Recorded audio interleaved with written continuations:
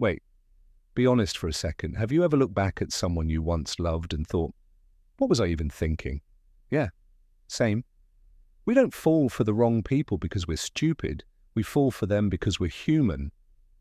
And today, we're going to talk about why we keep choosing the wrong people, even when the red flags are waving like a giant parade. Let's start with the biggest trap of all. We don't fall in love with who people are. We fall in love with who they could be. You meet someone and maybe they're emotionally unavailable, inconsistent, or kind of a mess. But your brain goes, yeah, but if they tried, they'd be amazing. So you don't date the person in front of you. You date the potential version of them. That's like buying a broken car because it might run someday, and then being shocked when it breaks down again. Another reason we fall for the wrong people: familiar pain feels safer than unfamiliar peace. If you grew up around chaos, neglect, or emotional distance, calm can feel boring. Healthy love feels strange, but drama, that feels like home.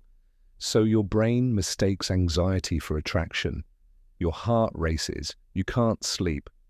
You're constantly overthinking. And instead of saying, this feels unsafe, you say, wow, I must really like them. No, you're just stressed. Love isn't supposed to feel like an unpaid internship for emotional labor. Here's another uncomfortable truth. We confuse attention with connection. Someone texts you non-stop, compliments you, makes you feel seen for like 2 weeks, and suddenly you're attached. But attention isn't love, it's just interest. And sometimes not even that. Real connection shows up when things get boring, when life gets quiet, when there's nothing to gain. If someone only shows up during the fun parts, they're not a partner. They're an audience member. Now let's talk about timing. Sometimes the wrong person feels right because they show up at the wrong time in your life. Maybe you're lonely, maybe you just got hurt, maybe you're trying to prove something to your ex, your family, or yourself. So you grab the first emotional life raft that floats by. But being available doesn't mean being compatible. Just because someone is there doesn't mean they're meant to stay. And then there's the ego trap. We think, I can fix them.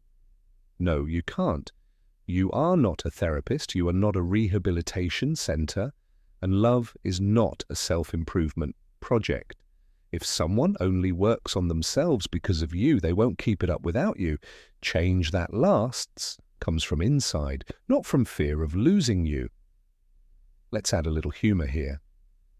If you have to say things like, they're actually really nice once you get to know them, or they're just bad at communication, or they don't mean it like that, congratulations. You are already negotiating with reality. Healthy relationships don't require a defense attorney. Here's a big one most people don't talk about. We fall for the wrong people when we don't believe we deserve better. Low self-worth will make crumbs feel like a feast. You'll accept mixed signals, bare minimum effort, half love, not because that's all that exists, but because that's all you think you're allowed to have. The moment you raise your standards, half the people you're attracted to disappear. And that's not a loss. That's clarity. So how do you stop falling for the wrong people? You stop romanticizing potential. You stop chasing familiarity. You stop mistaking chaos for chemistry. And most importantly, you start choosing peace over excitement. Because real love isn't loud. It doesn't keep you guessing. It doesn't confuse you more than it comforts you. The right person won't make you feel addicted. They'll make you feel safe. And once you experience that, you'll never again wonder why you fell for the wrong people. You'll just be grateful you finally stopped.